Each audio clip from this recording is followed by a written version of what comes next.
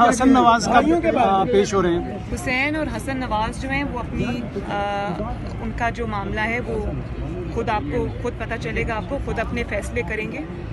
और मैं इतना कह सकती हूँ कि मियाँ साहब पेश हुए, मैं पेश हुई हूँ, मेरे भाई बाहर रहते हैं, उन पे यहाँ के लॉज अप्लाई नहीं होते।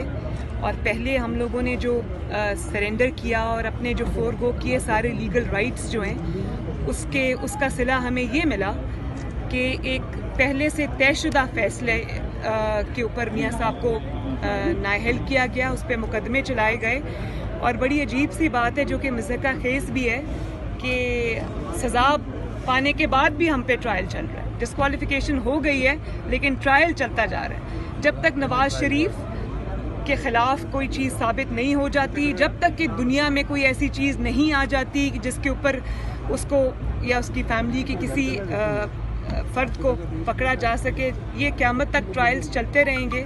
और ये अल्हम्दुलिल्लाह हमारी फ़तह है कि पिछले 1.5 साल में एक के बाद एक ट्रायल चला, अल्लाह ताला ने सुरखरू किया।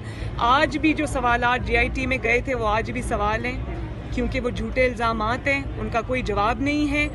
तो ये जो सब चल रहा है ये मुझे समझ आ रही है कि ये क्यों हो रहा है। लेकिन ISI के एक अफसर ने उसकी एक वीडियो भी आई है, तो क्या इस ये जो नेक्सस नजर आ रहा है अपेरेंटली कि एक खुफिया इदारा हमारे उसके सीनियर ऑफिसर्स आके जज से मिलते हैं, क्या ये इंसाफ के उसूलों के मुताबिक है? और अगर नहीं है तो क्या government, since you are also a government, you are daughter of the ex-prime minister and the senior leader of PMLN, तो क्या इस पे कोई एक्शन भी ले रहे हैं? उस खुफिया इदारे का भी इंसाफ के दायरे में ला रहे हैं?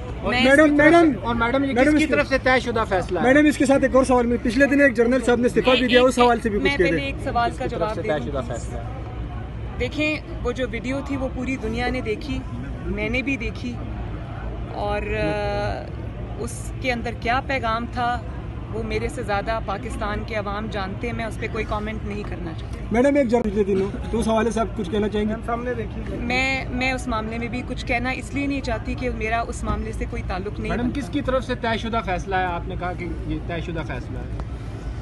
देखें, किसकी जानिब से इसका फैसला तो वक्त कर रहा है और करेगा भी, मगर मैं ये सिर्फ ये जानती हूँ कि पनामा पे चलने वाला मुकदमा जब इकामा जैसी चीज़ पे ख़त्म होगा तो सवाल तो उठेंगे और जज हजरात को इसका जवाब देना भी पड़ेगा। और 1.5 साल जो मुकदमात चले, बार बार